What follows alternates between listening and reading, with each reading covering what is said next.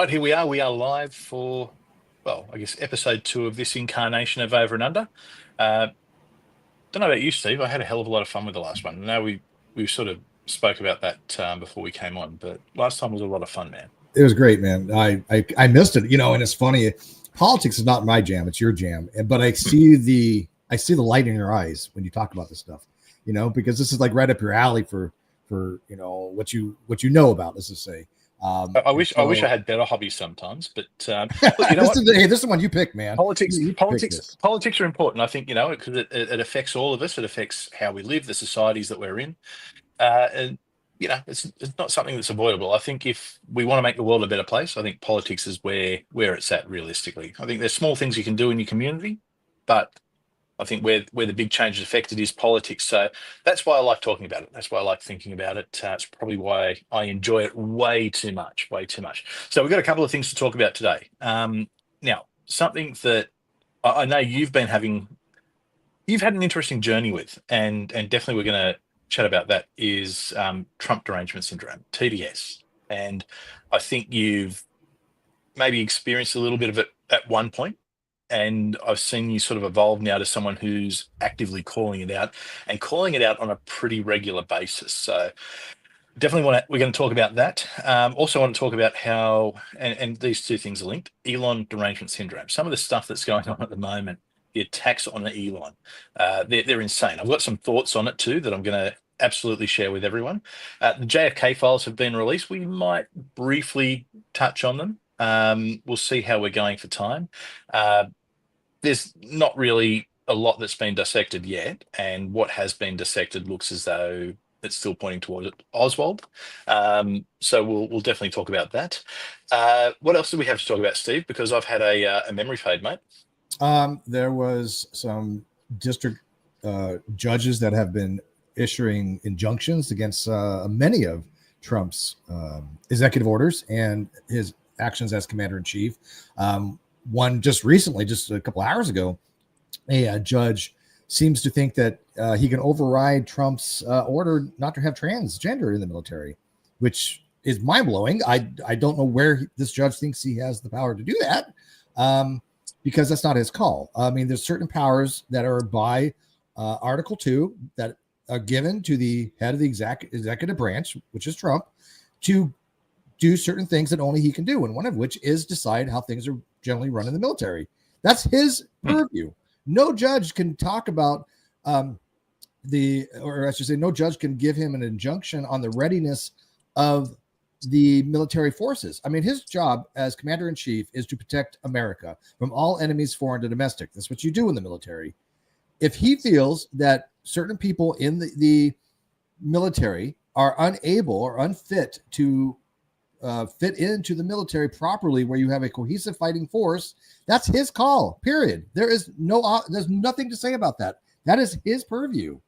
So out of curiosity, so with this judge, are we talking, because I know that there was a district court judge that tried to overrule the deportation? The deportations, yes. I think it was to Costa Rica or something, or the planes to turn Venezuela.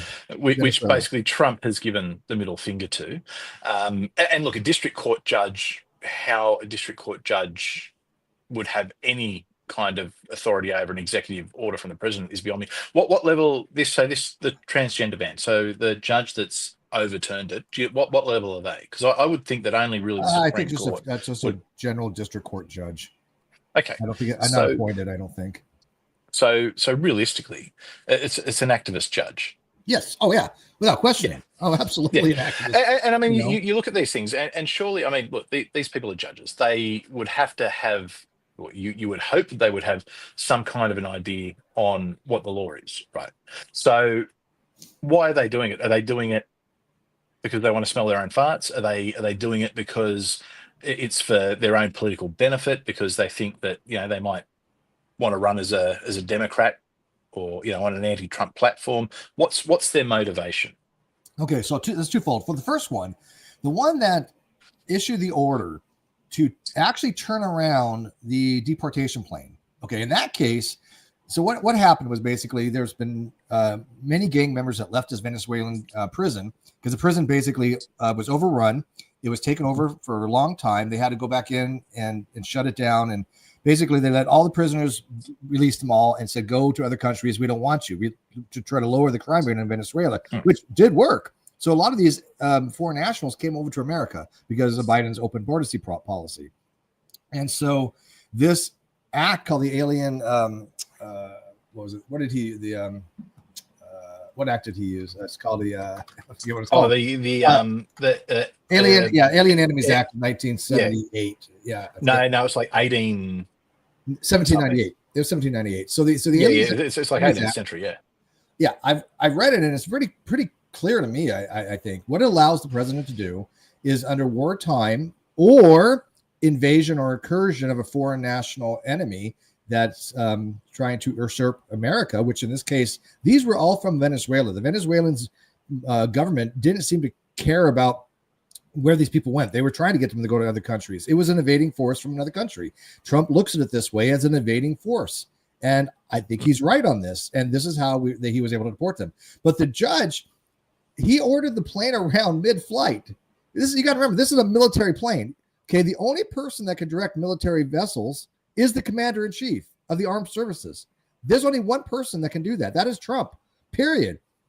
No judge can tell you. So what's the motivation? What's the motivation? Why are they doing it? What do you think? I mean, the only thing I can see is it's for their own political benefit. They think that, whether it's a governor might give them a higher position, or a Democrat governor might give them a higher position, or they're going to run for office somewhere. It has to be to some benefit. It has to be for the sole purpose of getting their name out, because surely a district court judge knows that they have no authority over presidential orders. Yeah. Okay. Okay. So I'll tell you what, I will give him a benefit of the doubt and give some principle of charity for the best case scenario. Why? Okay? Why give benefit of the doubt? I mean, it's the legal warfare. There's two ways of looking at this. Okay, and I'm not looking at it this way. I don't think this is the case. I'm just telling you the best scenario is this is going to be one of two different ways. The best scenario that I have to offer, because you asked me why, not why I think it is, but what possibly could be. One thing is, there's two ways to look at securing our nation. There's the way of looking at it is that we have to put security first, or we have to put the individual freedoms first, civil liberties. And even though that, Benjamin Franklin was very strong about, giving up our liberties and for security, and we deserve neither. We also know that we cannot have a fully secure nation and a fully free nation. They are incompatible concepts with each other. And so we have to have some kind of tension between each other. I think these activist judges are looking at it as these rights maybe have been violated by these individuals, and we're going to have to put the rights of the individual above anything else, bar none. That has to be the number one foundation. I don't accept that. I'm not a constitutional absolutist. I think that there's a living, breathing document.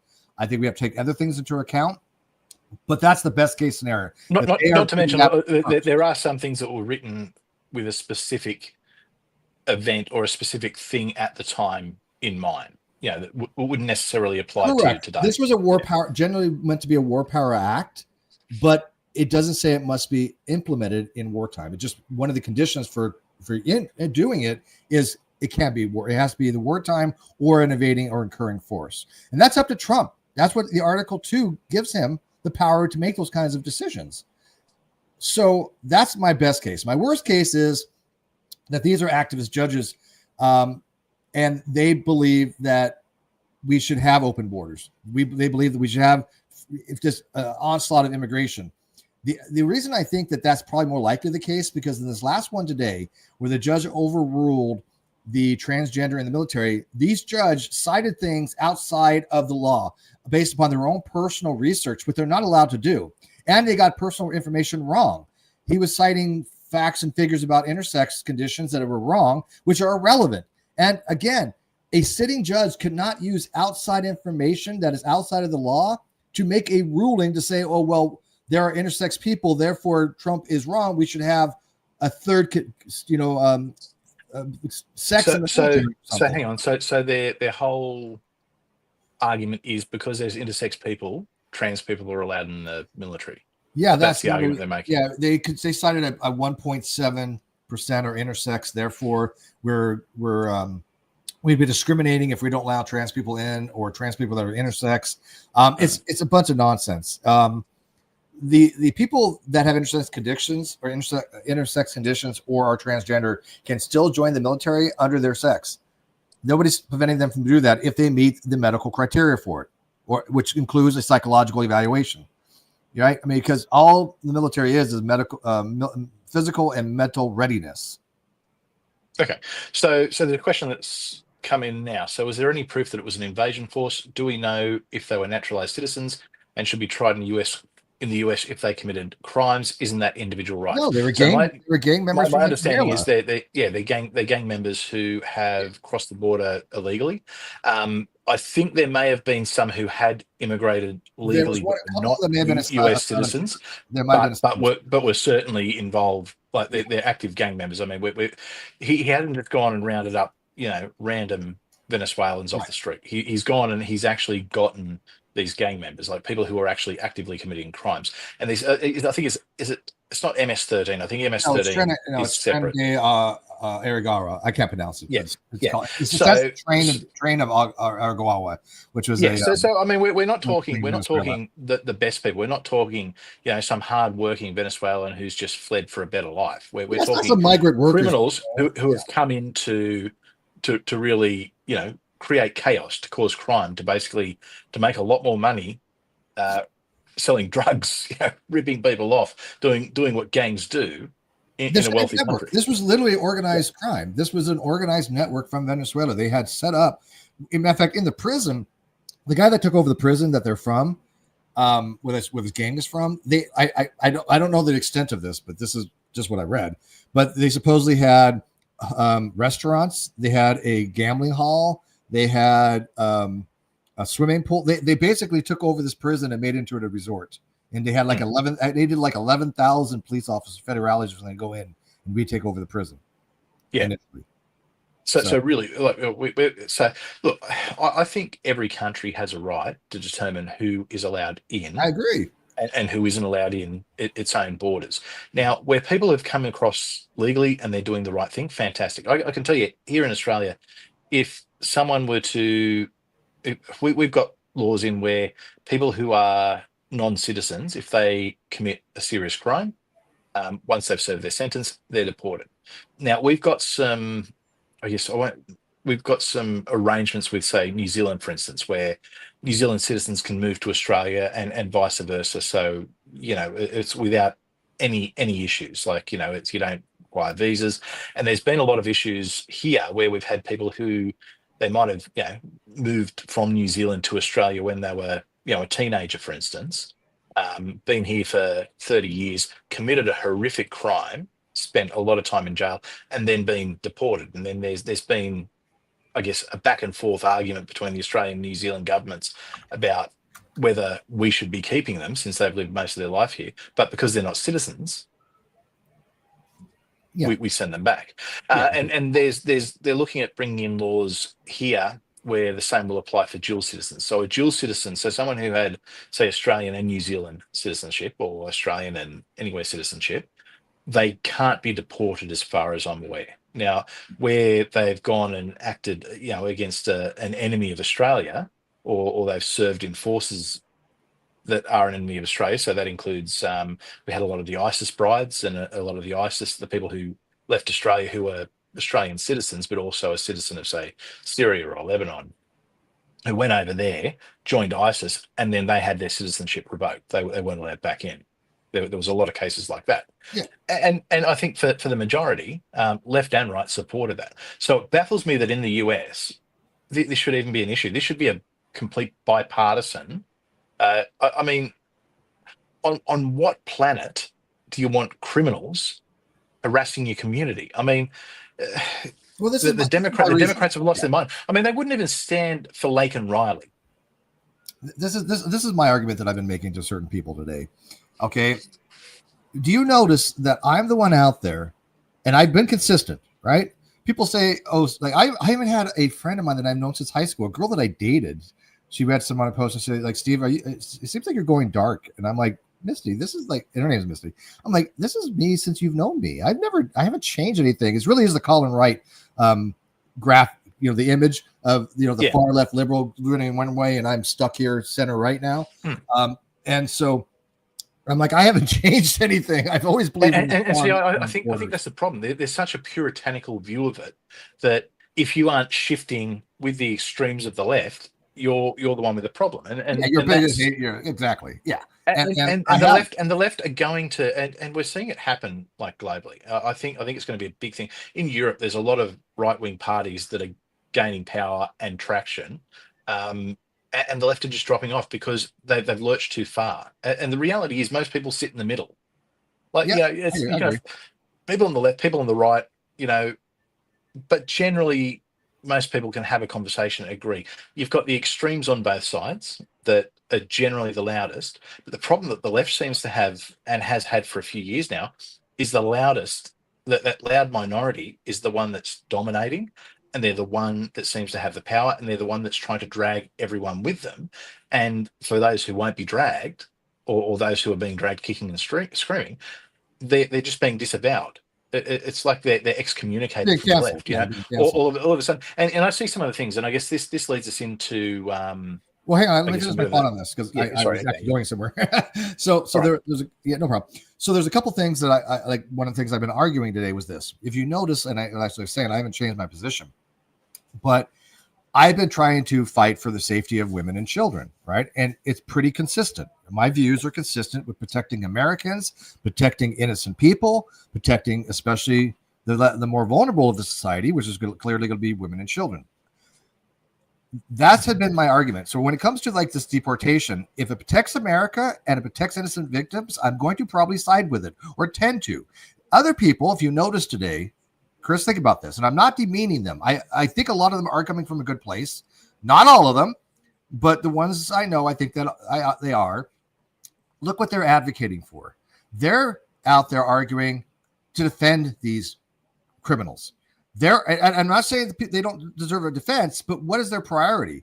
Their priority seems to be trying to prove that these people were deported illegally so Trump can look bad, rather than focus on the innocent people that have been saved because these people are no longer in our country. That's a fundamental different view of politics. Our ideologies are completely incongruent with each other. And that is why that there's just so much animosity and Trump derangement syndrome and all that, because they're never going to look anything my way. But if you haven't noticed, Chris, am I not able to look at it their way from a strict, absolute constitutional point of view where the individual rights? I have read Locke. I've read, the founding fathers. I understand personal freedoms. But here's the thing. My view is always going to put the safety of Americans first as a veteran. And they cannot understand that, Chris. They think I am mental because of that. I don't think these people are mental because they want to ensure individual rights. I think that they're just doing so because they want Trump to look bad. I think their motives are wrong. I think if this would have been Biden, they would have all been, thank God, this, they would have been praising Biden. And then they told me, one person told me today, well, Biden had done this, you would have been upset. I'd be like, hell no, this is what I wanted them to do. I want them to do stuff like this. Well, see, here's the thing. Who had the most deportations? Which president had the most deportations? I know Trump had quite a bit. No, it wasn't Trump. It was Barack Obama. No, Obama. I was going to say Biden, but Obama did too. Obama had the most. Like when they used to have the kids in cages that they blamed on Trump, it was Obama. Yeah, those were Obama policies. Where was the left then? Where was the left then? Where were all these? Look at all these kids in cages. I was out there. Saint Barack should have put kids in cages. Yeah, you can't criticize Barack Obama, can you? But I was never for that. I would have, if Trump puts kids in cages, I'm not going to have a problem with this. Anyone puts kids in cages, I've got a problem with it. I mean, there's an issue. I mean, look, you can't have kids crossing a border and then roaming around free. And you can't say to the parents, well, look, you've brought in kids, so off you go. There has to be a practical setup. So kids in cages, I think, and the way that the detention system is set up. It isn't bad. And it's there as a deterrent as well. There are better ways of going about it. See, here's the problem. Here's something that doesn't get spoken about enough: is the amount of human trafficking of children across the border. that has been an issue. Yes. Like the amount of that has happened, and I don't know how much reporting you get there in the US, But but a lot. we get a lot of it here. And I think I guess where I'm lucky is, I mean, sure, we've got the right and left bias depending on who's doing the media, just like anyone does, but we don't get it as extreme here because, I mean, look, they're not trying to sway voters in Australia, are they? No. No. So we do get, I think we get a bit more balance because I watch US media, I watch Australian media, I watch British, I watch media from all around the world. And what I find is it's really interesting. The stories that I see out of the US are really politically, they're partisan as hell. They're slanted as complete P. Absolutely. Oh, I don't. I know which depending news. on who Here's the you're thing. watching. I know. I've been around a while. I know which news organizations to trust more than others. Right? Like I don't give a shit what the New York Post or CNN has to say or MSNBC. They're the most nonpartisan hacks I've ever seen in my life. So, I mean, you know what's funny? You just read the titles of their headlines compared to other people, and it's always going to have a left slant. But put up 100%. Sorry, I'd say New York Times, not New York Post. I think New York Post is News Limited, so that's more right. I don't know the Washington Post. Was it the Washington Post? Oh, the Washington Post. But Yeah, actually, right. the Washington One of them. Post. I don't know. Interesting. So Jeff Bezos has actually basically put a stop to a lot of that. I know. There was a stack of them he changed it. Yeah, well, it was like Mark Hamill cried and cancelled his Washington Post. So he announced because we're just going to do this from now on. Yeah, because they wouldn't endorse Kamala. Like, right. I think everyone saw the writing on the wall. But that was all funny. right, so real quick, hang on. Put thoughts by Jay Brown. He says, because the comment, better to let 10 criminals go free. Yeah, this is not what I said, and this is not anything what we're talking about. Here's the thing: I would put my trust right now in the executive branch over the judicial branch, and so right now, from everything I've seen, Trump is legally in the right to do what he's did. Now you can shout to the hilltops about individual freedoms, but as of right now, he was able to legally enact the Alien Enemies Act and deport these people. Most people are agreeing with that. If you're a gang member, by association, you're a criminal.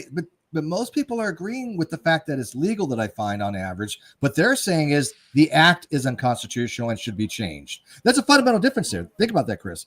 Most people that I've talked to, because I've been talking to a lot of people on this very subject on multiple social media platforms, on Twitter, on Facebook, and the most overwhelming position I've seen is that they agree with the way the act is written. Trump legally can do this, but they believe that it is unconstitutional. There are other people that say it's not legal, okay, but as of right now, that it is. And so I would rather trust the executive branch to remove these people that Biden let in, because Biden had a massive open border policy and flooded America. We were getting 10 times the amount of border crossings a day under Biden than anywhere else, than any time else. I mean, it was absurd how many people were coming in here. And so we have to fix this. And Trump is willing to do something to fix it. We don't have the luxury of worrying about maybe possibly picking up the wrong person who's innocent. It happens. It's unfortunate. And they'll have some way of hopefully fixing this. But we do not have a perfect system. And the judicial system is absolutely worse off right now than our executive branch. The executive branch is trying to fix something. And so I don't understand the hostility when we're trying to support fixing America. People may not like it, but why are they hostile? Why is there a Trump derangement syndrome such that people are willing to block people that disagree with them? I don't understand that. Okay, so Jay Brown's put something. You say, I think you meant to say you can't say 100% everyone was a criminal. Look, I think anyone that is a member of a gang, by association, look, if they're active, I mean, I guess there's a difference between someone who might have been in Venezuela 20 years ago and is part of a gang to survive and then has legally moved to America or however that's happened. Okay, sure there can be a difference there, but they're not deporting those people. They're actually going after people who are known gang members or known associates of these gangs. Right. Who do they think they're going after? Boy Scouts? You might not be standing on the corner selling the drugs, but if you're a member of that gang by association, you are involved in the crime. Yeah, I mean, I don't. It's like saying there's an innocent member of the mafia. Here's the thing: I don't think you can have it. you cannot worry about hypotheticals. If Thoughts by Jay Brown or Dan the Machine or any of the people that are on the right on this or on the left on this, if they think any of these people are innocent and they want to spend their times on the innocent projects, I would support that. Go for it. If you want to do that, do that. But don't condemn people for wanting to protect America. That's insanity. And they're not doing that, by the way. Jay Brown and Dan are friends. But there are the people that have gone to the extreme that have actually condemned me for being an American, for supporting America as a veteran. I put my life on the line for this country. I'm allowed to have a freaking opinion on it. And right now, I think that we are making this country safer than it ever has been, and certainly safer than under Biden. And so here's the crazy thing with the open borders policy.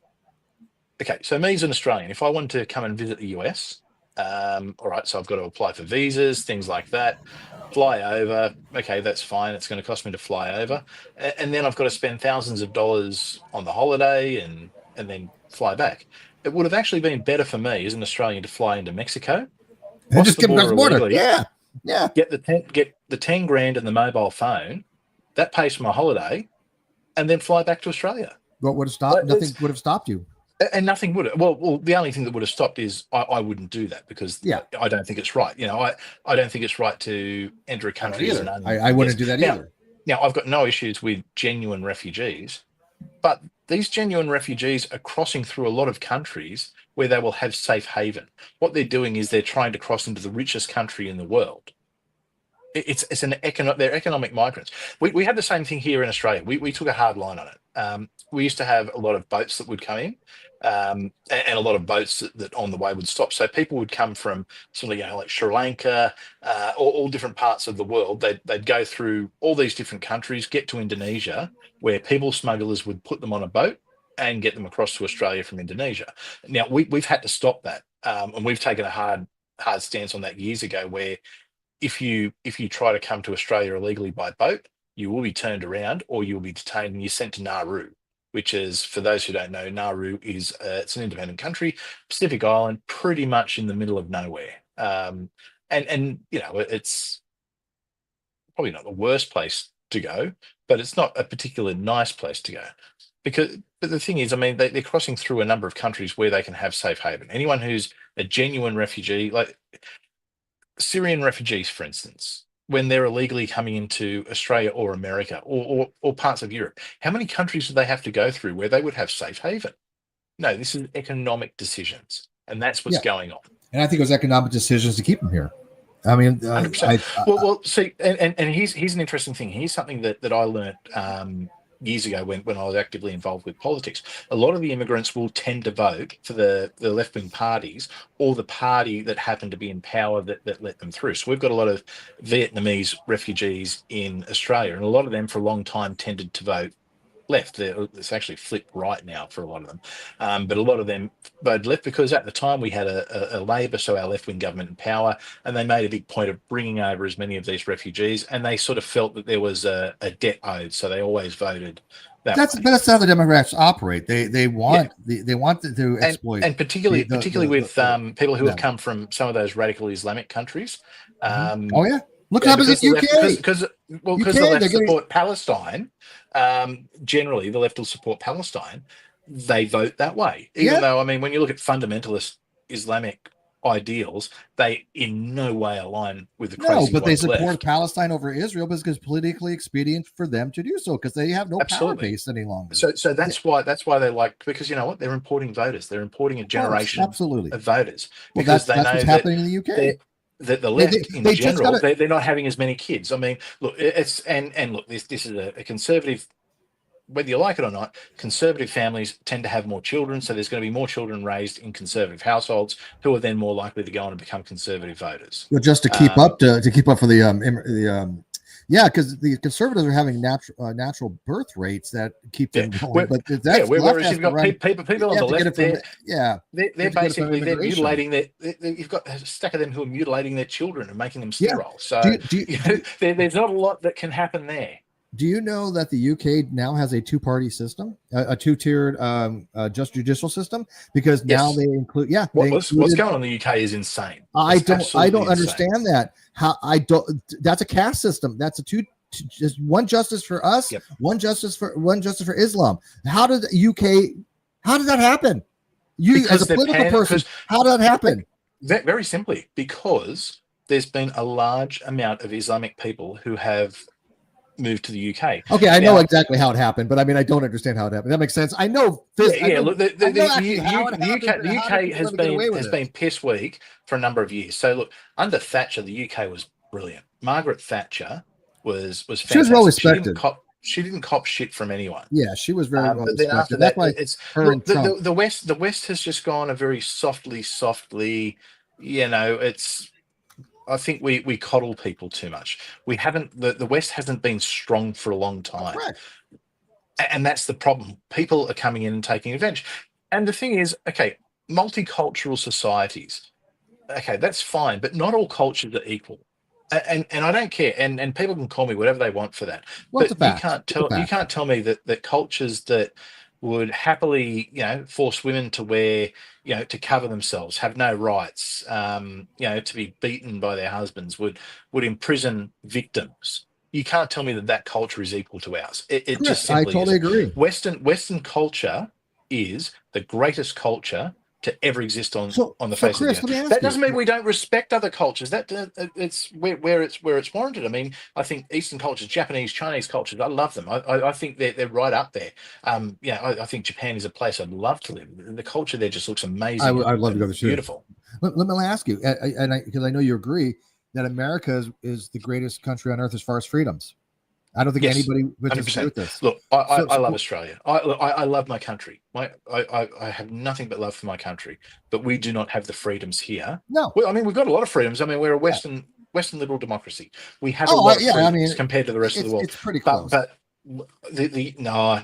But It's let me ask you this. you've got so many more freedoms in the US than we do. So, as a country that has the most amount of freedoms, as myself, who is a veteran, there are other veterans out there, have different, like Jason is not Jason, I'm sorry, Jay. I think I'm thinking, I'm sorry, I keep calling him Jason. I know. So Jay Brown, he's a veteran, so he's absolutely entitled to his view, and I absolutely respect it, right? But here's the thing: if we have this great country and we want to keep it, we're going to have to make some hard decisions. So Trump is making those hard decisions, and as you said, the world has not seen a strong U.S. since Reagan. And I think it's about time that we got somebody in office that look what happened with Lizinski. Look at when Vance and Trump just put him in his place. And the world, most of them went, holy shit, America's have some balls now. They're not letting people take advantage of them again. This is what we need more of. This is why Trump got voted into office. And this is what the left liberals are not understanding. The people are like, oh, he's an authoritarian. He's Hitler. He's this. Well, this is what people wanted as an authoritarian person, at least a soft authoritarian. He's nowhere near, like we all agree, nothing like Hitler. That's just the most ridiculous rhetoric I've ever heard in my life. And I know we touched on it last time. It's such an offensive thing to say. I mean, it just diminishes what happened with to the victims of Hitler. Okay, so there's a point that's been raised here. Australia's 99% empty. There's more koalas living than humans. There isn't. There's definitely not more koalas than humans. Koalas are on the endangered species list. So there's 25 million of us here. Plenty of room for refugees. There isn't. Okay, here's a little thing about Australia. There's a lot of desert. It's a lot of uninhabited desert. Now, look, if the government wanted to set up a city in the middle of the desert and have the refugees go there, okay, I guess maybe we can look at that. But it would require some assimilation, though, and a lot of refugees don't want to we're the size. Yeah, we're the size of. Look, some refugees do here, and I work in a role where I deal with a lot of people who are either refugees or immigrants. So it's interesting, and I see both sides. And I had a really interesting conversation with a Sudanese guy the other day. And when I say Sudanese, like, he was born in Sudan. He came to Australia when he was young, and he's got a bit of an accent, but for all intents and purposes, he's Australian. And we're there having a chat, and he said, "Oh, who's your football team?" We started talking about the Australian, like, rugby league, which is football where I am, and had the conversation. He loves it, and he said he started complaining and said that the one problem he sees, there's too many Africans or too many people in his community that don't want to be Australian. He said, "We're here, we should be Australian. We should embrace the culture. Right. You've let us in, we love it here."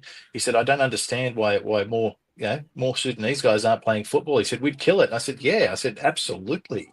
And we had an interesting conversation, and I'm paraphrasing a lot, but we had a really interesting conversation around how, as Australians, we love bringing people in. If there's refugees, if there's people who need to come in, if there's people who need support and help, we'll have you. The only thing we ask is you respect our culture, you respect our way of life. And look, we're not saying that someone who's moved here from Saudi Arabia needs to start going and wearing a bikini at the beach on day one, but you need to respect what our culture is. It's don't just you get, and you see this everywhere, where you'll have groups of immigrants will move into enclaves. So there's certain parts of Sydney, for instance, there's suburbs and areas where pretty much it's entirely Lebanese, because we had a lot of Lebanese refugees move, when the Lebanese Civil War was on back in the 70s and 80s. So we've got these enclaves that are pretty much, they're Lebanese suburbs. We've got Chinese suburbs. And there, you walk down, say, Hurstville is a great example of a place in Sydney, where it's essentially it's a Chinese suburb. It's not a Chinatown. It's just that's where nothing wrong with that either. Have moved to. All the shop signs are in Chinese. Okay, you can't go and shop there because a lot of people don't speak English. Yeah, well, we got Chinatown and other places here, and there's nothing wrong with little communities like that. I have nothing wrong with that. But those little communities still have assimilated into American culture to a substantive degree, right? Everyone in Chinatown still speaks English, right? I mean, they wouldn't survive. And you know what? A Chinatown is more a cultural thing. Like, it's a go-to destination. Yeah. It shouldn't be what happens to your local suburb. I agree. Like, it's once again, I respect cultures like Chinese culture, Japanese culture, a lot of the Asian cultures I love and respect. But this is Australia. You're in America, and the culture of our nations and Western culture needs to be adhered to and respected. I agree. So the funny thing is, when we first did this show years ago, we disagreed a lot, which is, I guess, a really good segue to what I want to talk about next, which is a bit of the old Trump derangement syndrome. Because I remember some of the original over and unders. There was a little bit of, I'm going to be honest with you, Steve, there was a little bit of TDS happening from you at the time. And it's been interesting to watch. There has. Hang on. Okay, here's why it can't be, right? First of all, I was never a Trump supporter, right? I never had any allegiance to the guy. I criticized him really quickly. Bit, right? I've got monetization back, so super chat away. Cool. There you go, guys. Outstanding. Good. Glad you pointed that out. Yeah. So, the Trump derangement syndrome. No, I was critical on Trump. I have no loyalty to Trump. It was political. It was just politics stuff. But one of the reasons I'm able to actually look and see the TDS, and I know this is going to sound cliche because it's literally just my personal experience, but as you know, there was Steve derangement syndrome. We've seen it. You know it existed. There was. Oh, yeah. So I know, since there was Steve derangement syndrome on a small level, that people had lost their freaking minds about me, thinking that I was hit literally like the son of Satan himself, the most evil, immoral person on the planet, cult leader extraordinaire. I mean, the things that were said about me were ridiculous, and people believed it. And these were friends of mine that believed it. That's derangement syndrome. When you're willing to throw away a friendship over a political disagreement, rather than just say, "Hey, we agree to disagree. I don't see it the way you do, but I at least can see it from your position, or at least try to." I know why people are arguing against the deportations as far as the legalities, and I understand why they want to make sure there's checks and balances, right? I don't think absolutely. Trump should have unlimited carte blanche to do what he wants, but that's why he used the Alien Enemy Act. He there was something at his disposal that he had to try to fix our country and get these people out of here. I support that. I think every American support that. But if you don't, and you think that we should bring these illegal aliens back, or bring the 250 Venezuelan gang members back to have them tried, that's how much is that going to cost to bring 250 gang members back, and then have each one of them? Are you this person? Are you this? Are you that? Are you this? Are you a gang member? How many years would that take to finally get rid of them again? But that's what they want to do. And which gang member is going to say, "Oh yeah, I'm a gang member"? Yeah, right. I literally asked the question: if you could bring back those 250 people by pushing a button, would you do it? And you know how many people said yes? A lot of people push this button, right? And that's scary. That is scary. And here's the thing: they're not convicted, and some people say, "Well, they're perfectly innocent people." Oh, okay. If they're now think about my reasoning. They're not Chris. perfectly innocent people. Think about my reasoning, Chris. If these were perfectly innocent people, right? If they were no criminalities, right? The average Joe Blow that just got swept up, right? Then one, how they find them in the first place. But two, when we bring them back to the States, if the assumption is that there's some innocent people, then we have no reason to hold them when they get back. There's no charges on them.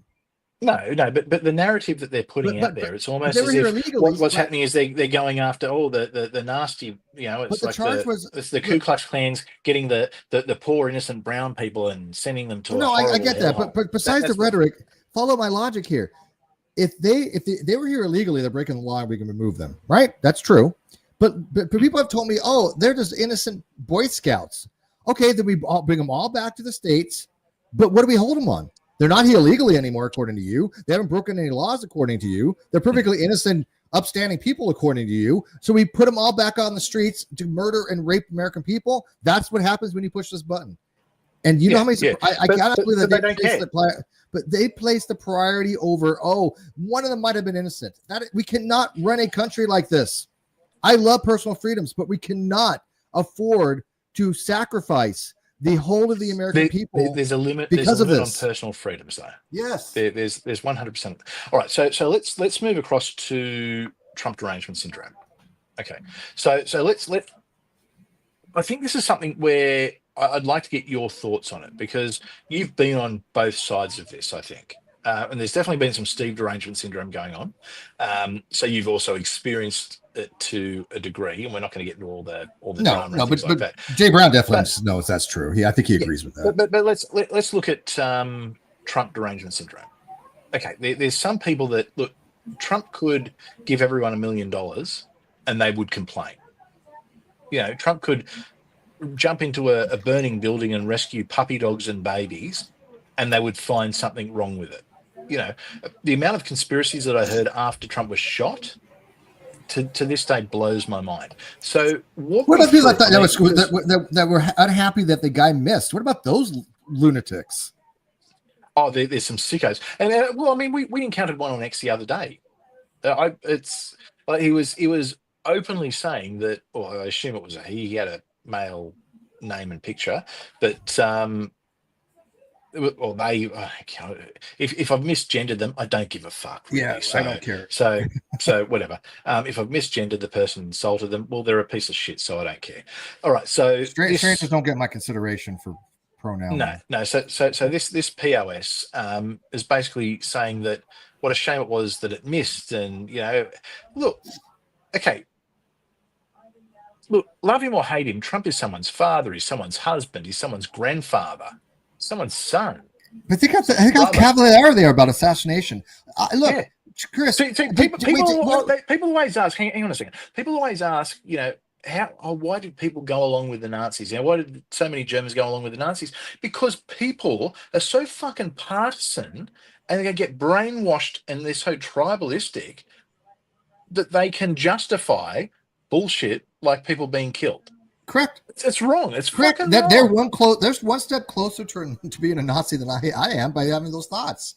Because have I ever said the people who are calling everyone Nazis? They are fucking Nazis. Understand. Trust me. I understand this comedy. I get that, and comedy is suggestive when people make a bad joke. I'm not talking about those. These people actually really do. Comedy's different.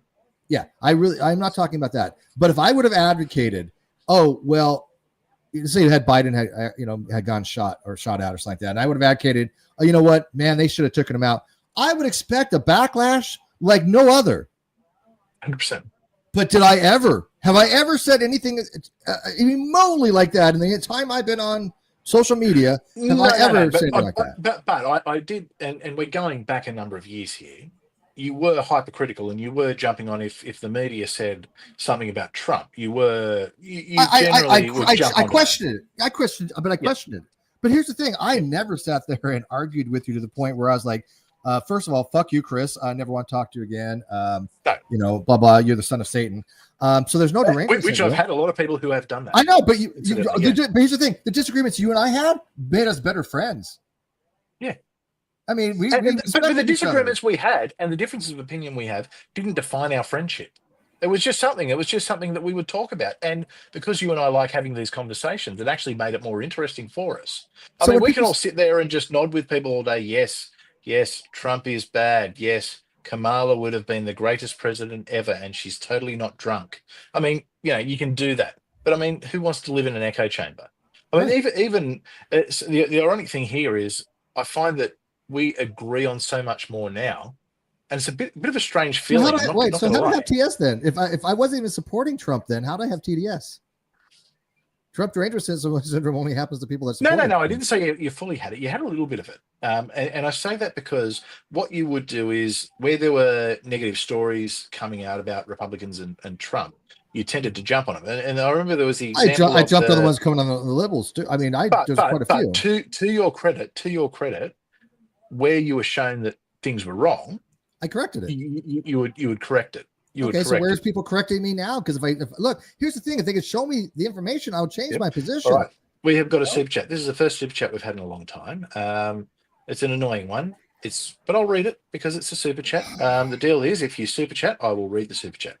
Chris, dodging me as usual. You'll be not so tough without your lackey Matt. USA versus Australia. Christianity versus the cult of atheism. Good versus bad. Let's do it.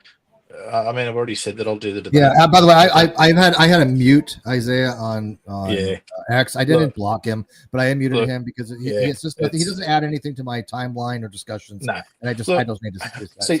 I don't think it's the guy. But here's my difficulty with Isaiah. I actually like Isaiah as a person. We've had conversations. And he's someone who I think I might have talked to before. If we were to catch up with each other, we'd probably have a beer and have a bit of fun. And look, I get it. There's a little bit of lighthearted trolling, and but it's too much. It's too much. We've already told it a million times. I've told it for months now. It impacts, I guess, my desire for a friendship. So look, I'm happy to have the debate with you, Isaiah. I've said that. We'll set a time up. This channel isn't really an atheist channel anymore. We're more politics. I'm not against Christianity. Isaiah wants to debate that atheism's a cult. Look, atheists can't even agree what an atheist is. So, we'll have that conversation. That's fine. Happy to do it. I've told you. Let me know a time. Send me a message with a time, and we will sort it out. Anyway, moving on. So back to Steve and his crazy Trump derangement syndrome. Okay. Now the reason I mentioned that is because what I want to do is for those who don't or haven't, I guess, followed the journey as much as I have. I've seen you go from someone who would have never ever voted for Trump in a blind fit to someone who sort of got a little bit more balanced, and someone who I would say now is, I don't know which way you would vote, or I don't, and I'm not going to ask which way you voted. I'll tell you. Right now. Okay, I would. Okay, so let me put it next very clear, because I've told people that I would like no anybody other than Hillary, right? Never vote for Hillary. Anybody other than Trump, first time around. We didn't have the luxury the second time around. So if I had to decide between Trump and Kamala, it's hands down Trump. I would absolutely vote for him without question. It's not even a matter of me deliberating on that. I would not want Kamala.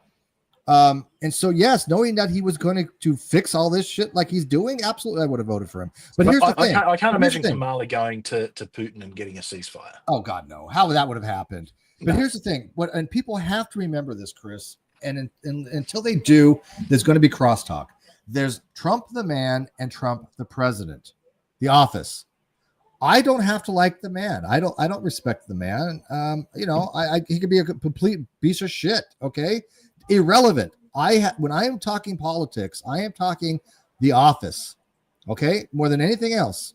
And every time somebody starts going about the orange bad man stuff with me, I tune it out and I ask them, look, you're great. He's a bad man. But what about this? And I've had people that have done nothing but the last 5-6 days or even more, all they have said is Trump is this, Trump is that, Trump is this, Trump is that.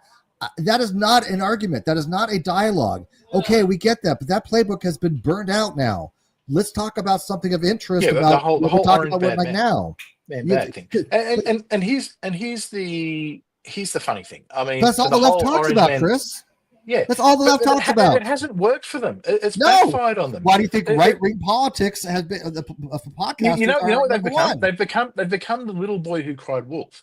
Now Trump probably does some dumb shit and probably does some stuff that is worthy of being called out. I've got no doubt about that. But the problem is because they call him for everything under the sun, people just people ignore it. I mean, if I had someone from the left now say to me, "Oh, Trump's this, Trump didn't do it, Trump lied about this," I just go, "Yeah, whatever." But here's the thing, because I've heard it so many times. I mean, Chris, Trump is essentially Hitler to these people. Chris, they think, and this is, I've lived with 2 MAGA guys. I've talked to MAGA people.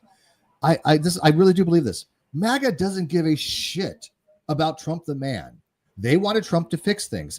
If Trump were to do something where to piss MAGA off, MAGA would turn on him in a heartbeat. That's the difference. 100%. That's the difference. They're not ideologically motivated. And MAGA will continue. And that's the difference. With Hitler, with Hitler, it was they were dedicated to the man just as much as the ideology.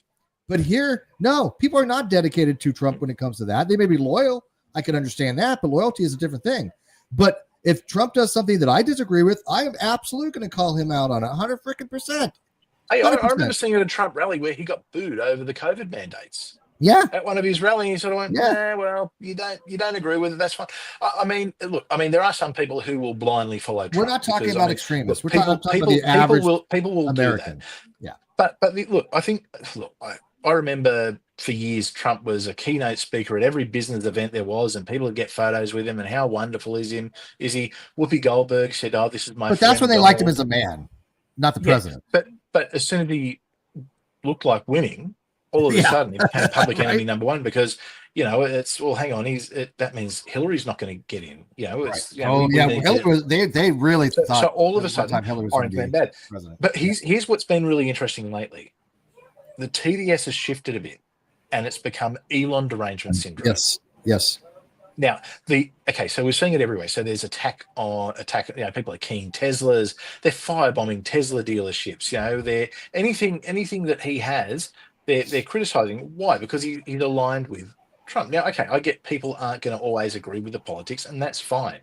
But Elon's politics have never changed. Elon he's the same now as he was when he was the darling of the left so many years ago. You think he gives a shit whether it's 50 billion or 30 billion? I mean, I don't think he really gives a shit about the money anymore. I think he loves the fact that he's getting more attention in his life and doing something right than ever. Why is Elon the enemy? Now, I'm going to explain it, okay? And you can, in 4 years, quote me on this, okay? So come back to this in 4 years. So they all had their Trump hate boners. So that was going on for so long because Trump was the big bad guy who was going to be, he was going to ruin everything. Trump's only there for another 4 years and then he's gone. So Trump's not the eternal enemy.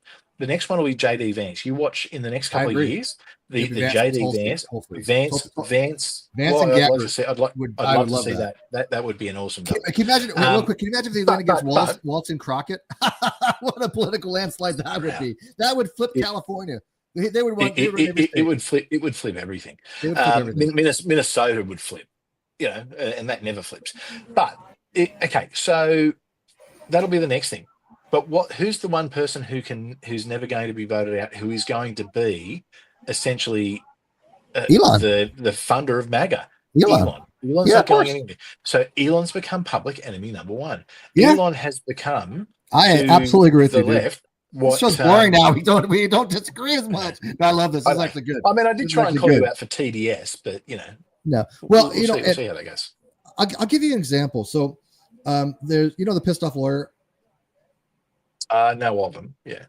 Okay. So the pissed off lawyer was posting about the Tesla dealerships, right?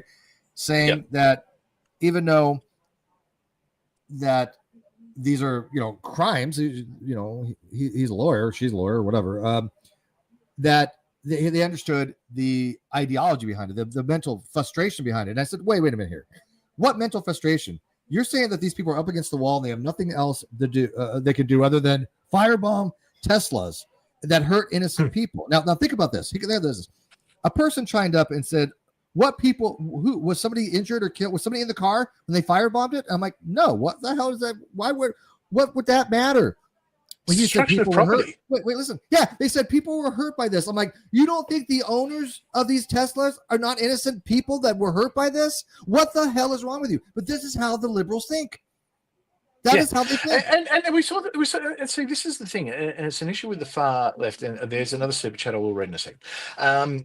This is the issue with what we see on the far left. Violence has become the answer. I mean, the George Floyd, the Summer of Love. I mean, that basically went and burnt down businesses, caused riots, set fire to streets. That's the kind of shit. You know what? That shit is that won't happen in Trump. To the left. Yeah, that won't happen under Trump. I guarantee you'll call it national guard next time. The worst they tried to do was equate January 6th, which this whole January 6th. We have to revisit that because I will tell you, I have changed. It wasn't an insurrection. I have changed my view on January 6th. Somewhat. Okay. Yeah. I mean, right. and I'm much more aligned to your view, by the way. See, Steve. Yeah. See?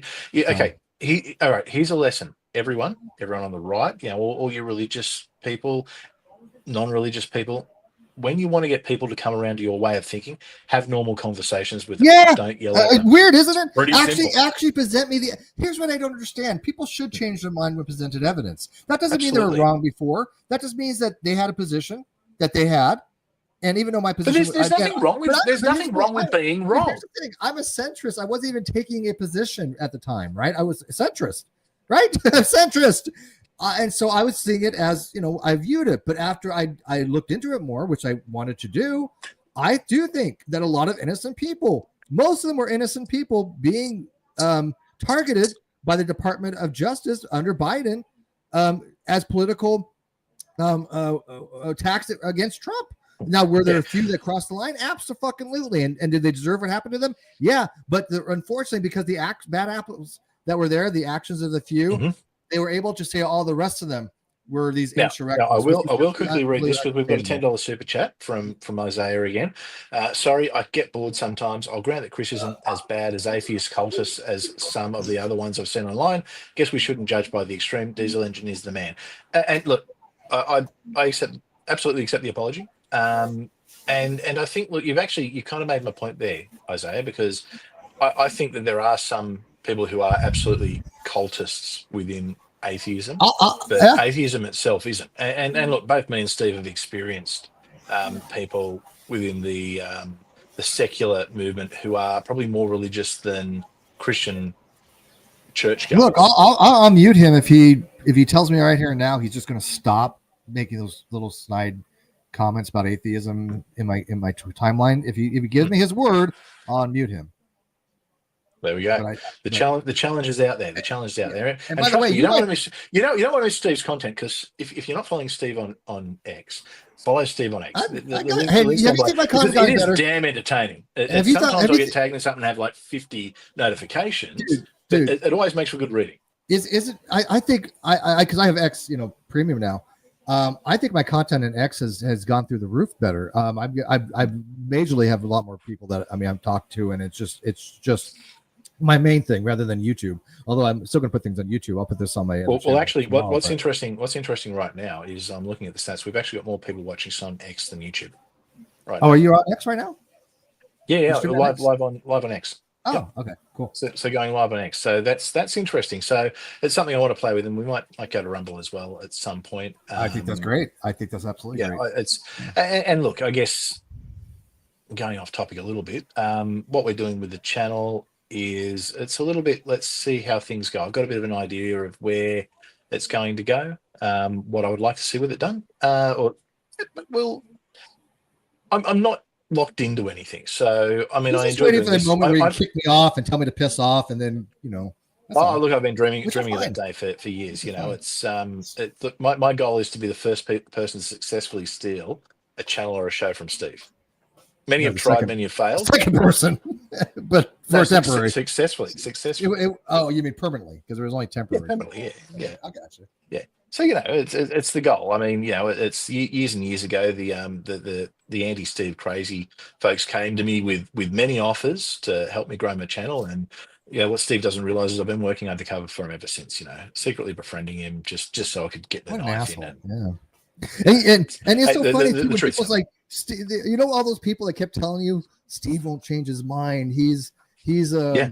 what's the word? Oh, there was plenty. There Yeah, were but what's the word crazies they they called were it. using? It wasn't like in transit or something. It was like, Oh, you're a fundamentalist, and right.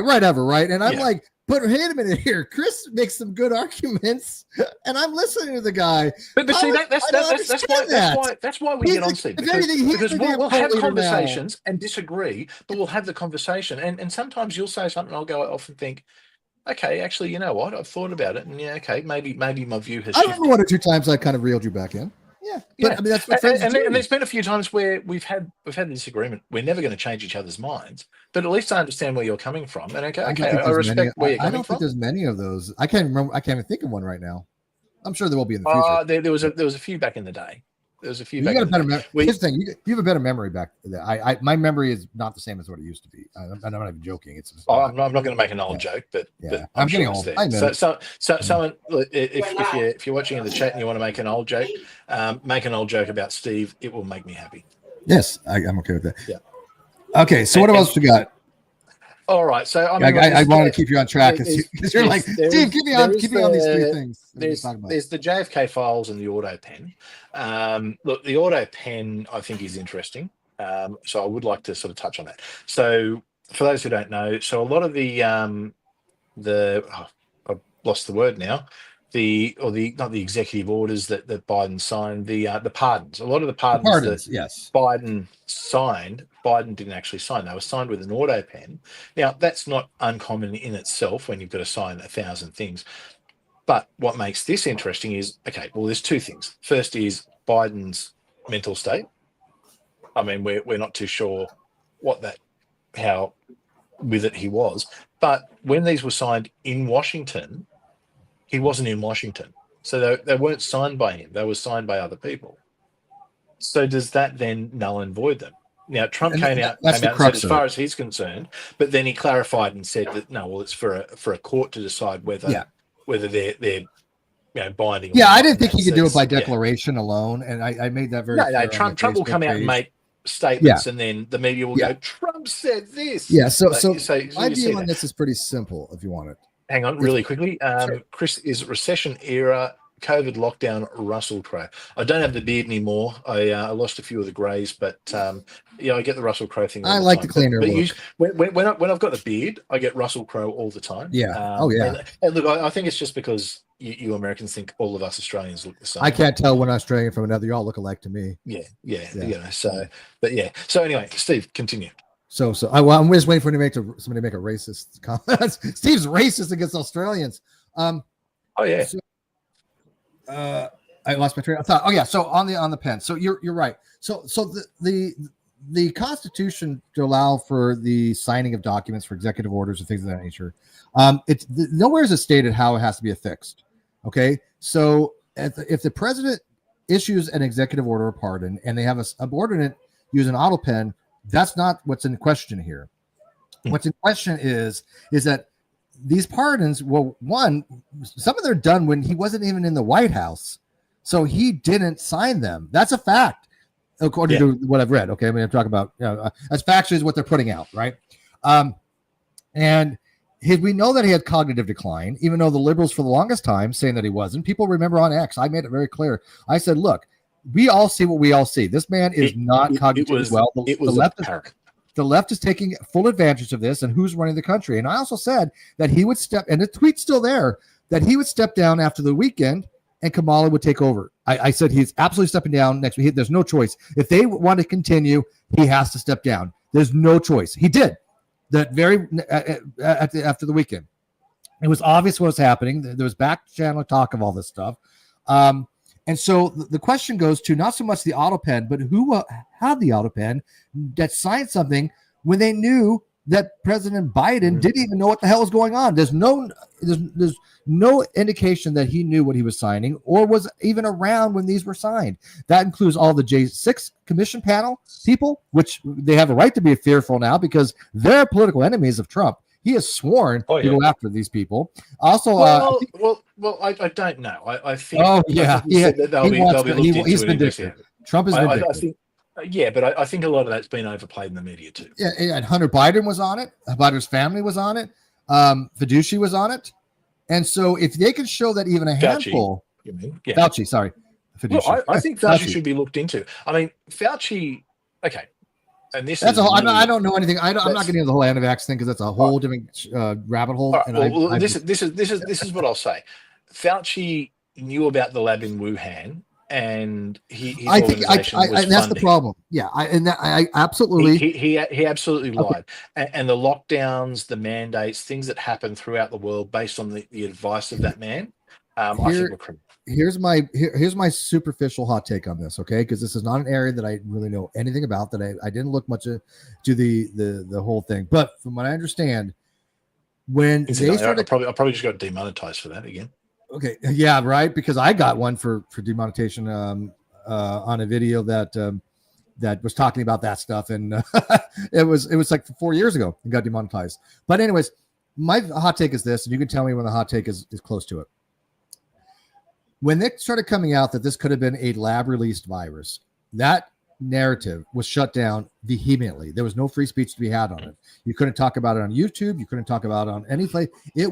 This was it. And if you don't like it, you are. It's now a national, health issue or whatever.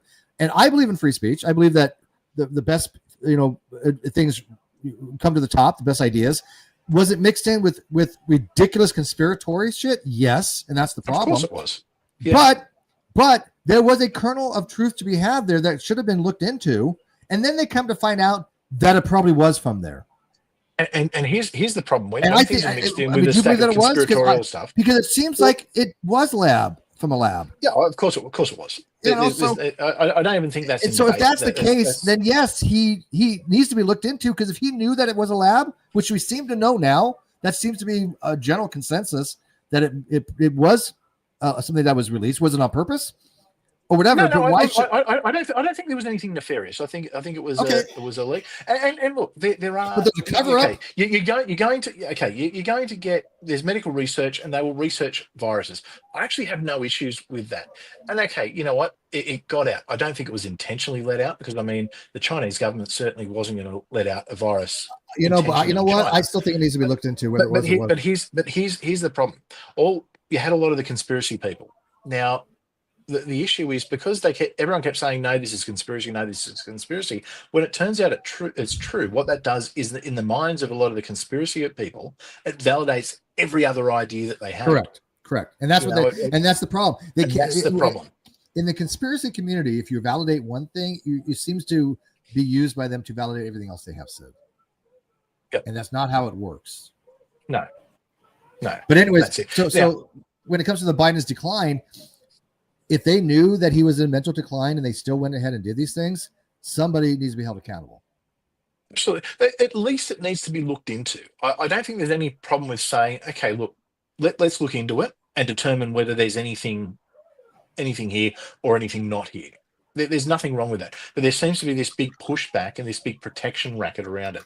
Now, that being said, what we might do from there, I think we might wrap it up in a minute. We've gone over the hour now, and I do kind of want to keep it to between an hour and a half, generally for these. Steve, is there what's on your mind? What haven't we spoken about? You're just running away. See this? You're running away. I'm running away. What else is on my mind? Oh yeah. I was going to bring up, it kind of ties back to the whole Trump derangement thing though, but I talked about it earlier with you, and you wanted to mention it. So just recently, like for example, there was a person who I've known for quite a while on my Facebook, not somebody that I know personally like I do you, right? And they were basically, thinking the most worst things about me because I have a different political view, right? And This is the second time in the last couple of days this has happened where somebody blocked me because of a political view. One person just did it today.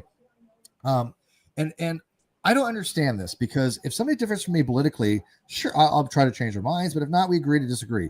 It doesn't make them a bad person, right? It doesn't make them this evil, bigoted, hateful person that people want to make others out to be. And all that does is push people away. When a normal person, like for example, Chris, you're a normal freaking person. No offense, but you're nothing Well, super. You're average. You're average. Okay, maybe a little above, whatever. But that's the worst thing you can call me. But you're a normal human being in how you think. And so when you're called a bigot, it will have maybe one of two responses with you. One, you'll be like, blow it off, whatever, you don't care. Or you have a little bit of personal offense to it because you're not a bigot. And it depends on who's saying it.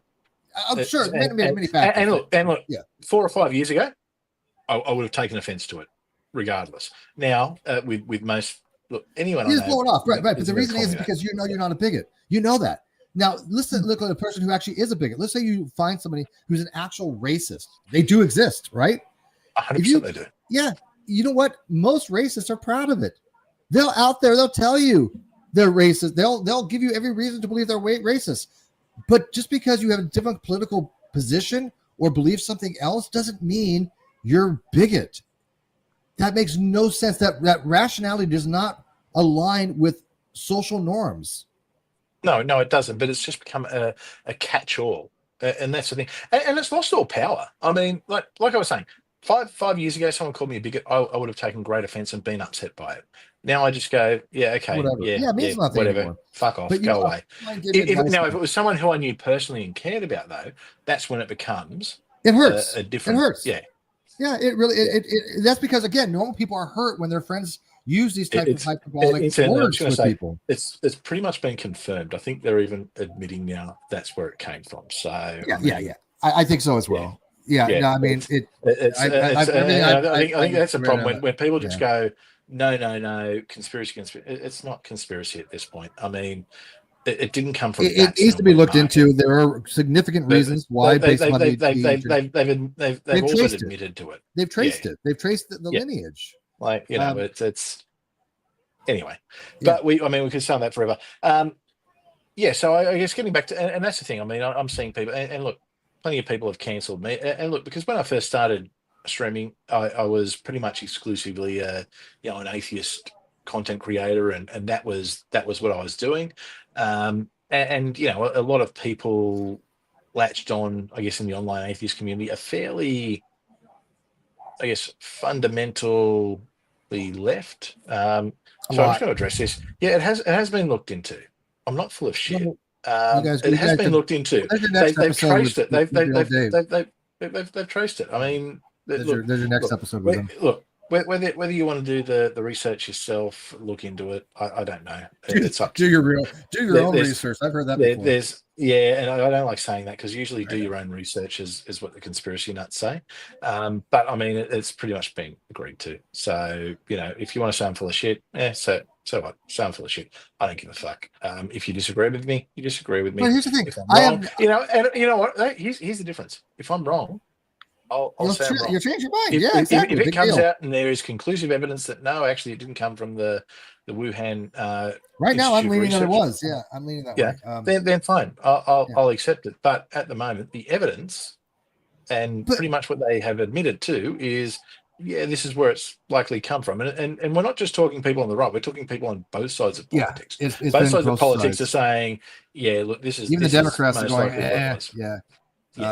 Democrats are saying that. In Australia, we've got Labor is saying that. So it's not. I mean, this isn't a big grand secret. But anyway, but you know what, Chris? If someone's giving me a thumbs down for that, so be it. Do you know many people that I've blocked just because we disagree politically? Zero. Every person I've ended up blocking is because they made something personal with me.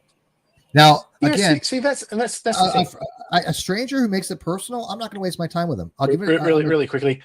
There's no point arguing. Dave's made his mind up. That's fine. Exactly. Dave, you know what? If you're right, you're right.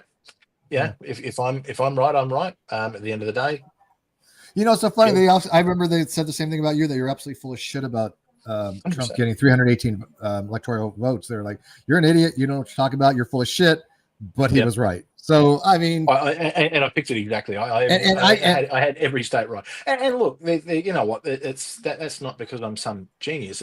You know, there was a little bit of I think I said, look, there's probably a little bit of bias in there when I was picking it, but I picked it. And that's the thing. And people came at me. There's no, you're full of shit. You don't know what you're talking about. You know, yeah. but So that's look, why I've I was like, I just okay, don't you care know what's anymore. possible? It's possible. But the people that were vehemently going, "You're an idiot," blah blah. Okay, great. Let's see how it plays out. That's agree to disagree. Let's see what happens. But here's the thing: people block me over that opinion. Yeah, People sure blocked me because I said I think Trump's going to win. You're an idiot. I'm blocking you. And the 308 or 318 or whatever it was that he won. I said, and this is you're an idiot. Block. Turns out I was actually right. I just had somebody. But the thing is, I mean, all it was a subjective opinion prior to the election. Right. It wasn't something that could even be proven at the time. I used to be bothered by that because there was people who, you know, people who used to be on this channel and stream with me and things like that, who block me and want nothing to do with me over political opinions. Whatever. I just don't care. I used to get upset.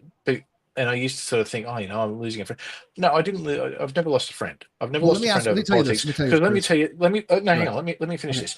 If I've offered friendship to someone, and they block me over a political opinion, and I don't have extreme political opinions. I'm on the right, but my opinions aren't extreme by any means. Now, if they want to block me over that, or they want to not be friends with me, well, then politics were more important to them than their friendship with me. Exactly. So that tells me that their friendship was worth nothing to me. Anyway. That's exactly how I believe as well. You know, I've got friends like in the offline world. I've got friends who are, you know, members of the Greens, which for those who don't know in Australia, they're like the far left political party. They're semi sort of. I hate to say semi-socialist, but they are somewhat socialist. But they're certainly to the extreme left. You know.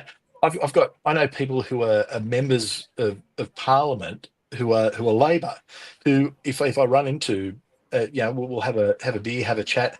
Well, I don't drink anymore, but you know, we'd have a chat, have a good laugh. You know, I've got people on the right that I can't stand. To me, friendship is something that transcends politics. You know, it's something that I don't even like talking about it in real life that much with people I disagree with, just because. Usually it's the least interesting thing you want to talk about with a friend. In some cases, I mean, it's funny because I'll have these conversations with you, Steve, and where we've disagreed, I've really enjoyed the conversations. But that's because I think you put a lot of thought into it and you've got a better knowledge than probably most, where I think most people are generally lay people when it comes to political opinions. And I think most people tend to get a bit tribal. So I think it's... Let me give you the advice that very good friend of mine gave me. So, you know, an actual person that I trust, right? She said, "Hang on, really quick. Yeah, okay. Yeah, that's insanity. I mean, this is good luck. Good luck. And, you know, my friends, as well. This is rhetoric. See, this is why the left is losing. You're a bit late to the party. I was talking about a friend of mine who's Sudanese before. Yeah. But see, this is a great example of the kind of derangement bullshit where I think I've had conversations with Dave in the past, and we disagree politically. Yeah, Dave's on the left. Okay, no problems. That's fine. That doesn't mean that Dave's a bad person. That doesn't mean that Dave there's anything wrong with Dave. It just means that Dave has a different political opinion. Right. And so what? I mean, if we all had the same political opinion, but you don't have anything but far right. You're right. I mean, you're on the right, but you're not far I'm on the right. You know, I wouldn't consider myself centre right. I'm certainly no. not, I think you're solid. I'm not conservative right. By any means, you know, I'm pretty liberal on social issues. Economically, I'm conservative. On social issues, I'm pretty liberal on social issues. Most things, I think we're both kind of in the same. I'm not far left of social issues, that's for sure. But you know, I think I'm pretty reasonable. Let me give you the advice. Let me give you this advice. So my friend told me this, and she's absolutely right. She said, "Look, if this wasn't the type of friend that you would break bread with, then they weren't really a friend to lose in the first place. Exactly. It doesn't really matter. Exactly. If for example, if Chris for some reason would block me and denounce me, whatever, it would actually hurt. I mean, literally, it would hurt my soul. I have emotions. Yeah. Okay. It would bother me because we're real fucking human beings that have actual emotions. But if I have some random idiot telling me I'm a bigot or blocking me, it doesn't. It's I. You know what's so funny is half the people that block me, I don't remember their names anymore. I literally went out of my way to forget most people, and most random people that say something to me, they block me and don't even get a chance to respond. I'm not going to know who the hell they are. But when a friend of mine that has a PhD that I know from Facebook for years, and she said, would you break bread with him? I said, well, I thought I would have. I would have actually. I invited him on the show.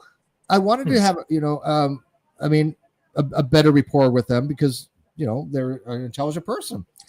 But so that does bother me when a friend of mine, even though they weren't like a real life friend, they were online. I would have liked to have a dinner with them at one time. See the difference? You know it, Chris. You get it. Yeah, but I don't think a lot of people do. No, and that's the thing. I mean, look. I get along with usually most of my friends. The last thing we do is talk about politics. We'll talk about things where we've got a common interest in, sports, things along those lines. Now look, there's some people who, I know that I'm pretty opinionated politically. I'll have some people who'll ask me my opinion on something. I'll have some people who'll want to have a bit of hey, your mate Trump or your mate Dutton and things like that, and a little bit of a conversation back, but it's generally lighthearted, even when there's a strong disagreement. But I've never had anyone who is what I would call a genuine friend. Sorry, I have had people who I thought were friends who have sort of decided to. Oh, gee, I wouldn't know what that's block like. Me in. It's and you know what? It's while it can hurt sometimes at the time. I sort of look back now and just go, you know what? I'm better off because too often I was trying to appease someone. Exactly. And I don't need. And I guess the only time I've really had an issue with it was where I had someone who I thought was a friend and who had befriended my family. My kids knew who this person was.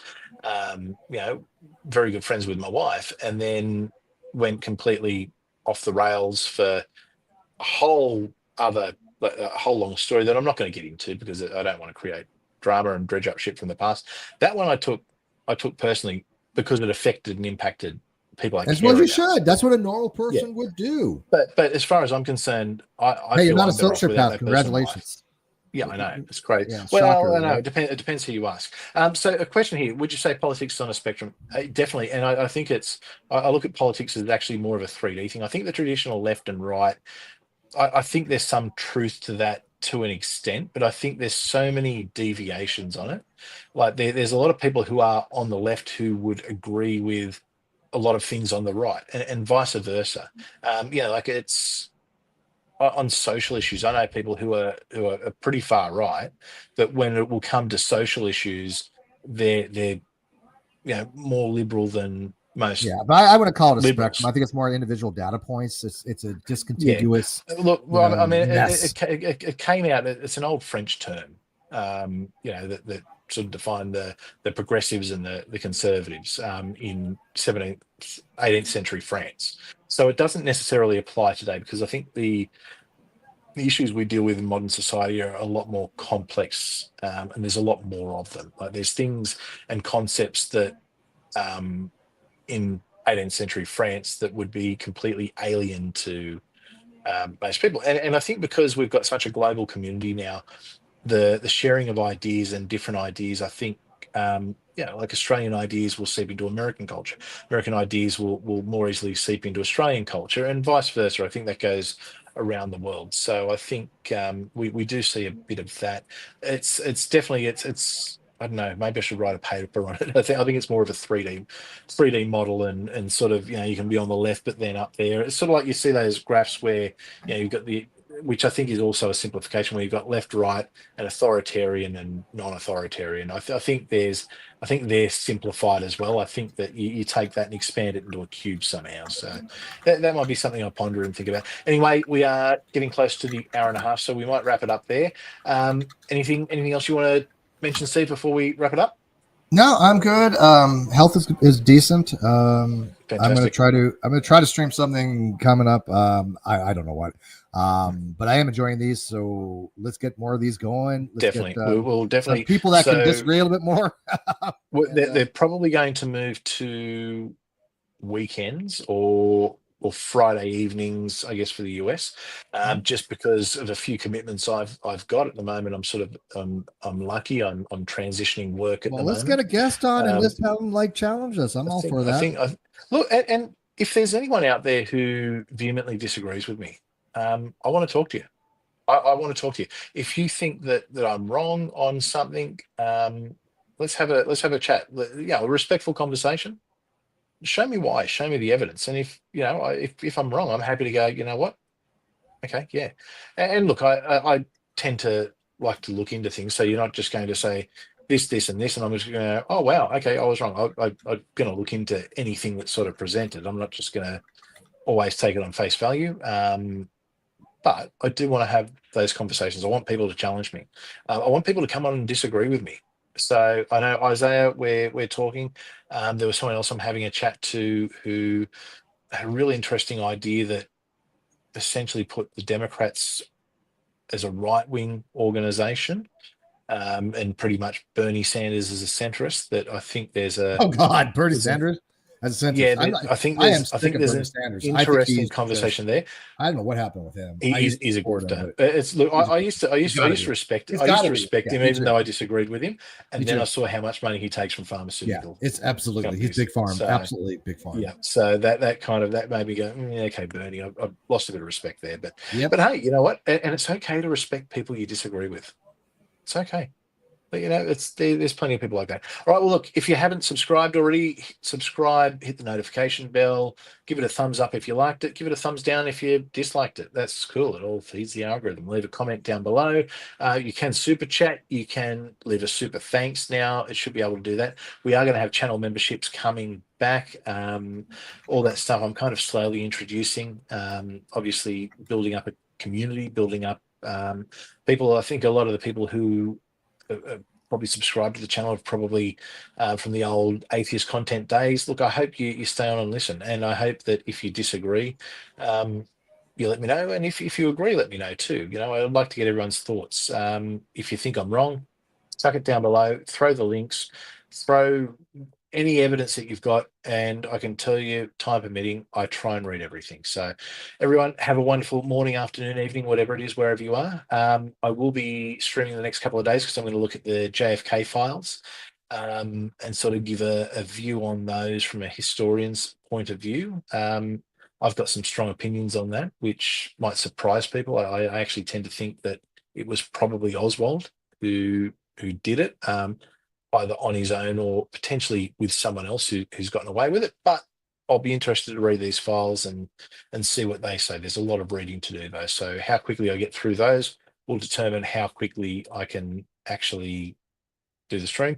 I am planning on doing something in the next couple of days though, regardless. So everyone, have a wonderful day. Steve, thank you again, man. I love doing these. Thank you, man. Love you, brother. Yep. It's always fun. Bye. Catch you later, everyone.